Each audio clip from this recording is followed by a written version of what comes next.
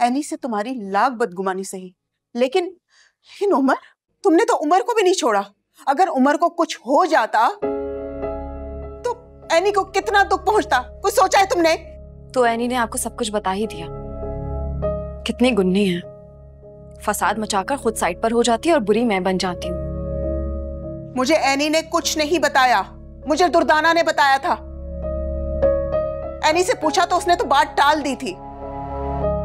और एक तुम हो,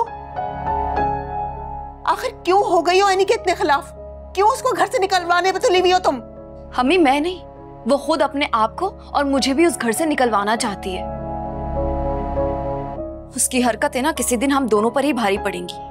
और मुझे छोड़े, आप उसे समझाए ना कि अफान का पीछा छोड़े, ताकि हम सबकी जिंदगी सुकून में आ जाए। अपनी बहन पे झूठे इल्जाम लगाना बंद करो। शादी के बाद तुमने तो उसका साथ दिया नहीं, और जो उसका साथ दे रहा है उसकी नीयत पे शक कर रही हो तुम। देखो अमन, मैं समझती हूँ कि तुम्हें औलाद ना होने का दुख है। तुम अल्लाह ताला से दुआ मांगो, ना कि उमर को एनी से छीनने की कोशिश करो। और एनी का साथ दो बेटा। जब तुम दोनों बहनें एक दूसरे का सहारा बनोगी ना, तो उस घर से मुश्किलात खुद ब खुद दूर हो जाएंगी। यही तो दुख है मेरी जिंदगी में। मेरी गोद सूनी है ना, इसलिए जिसका दिल चाहता है उठकर मुझे ताना दे देता है।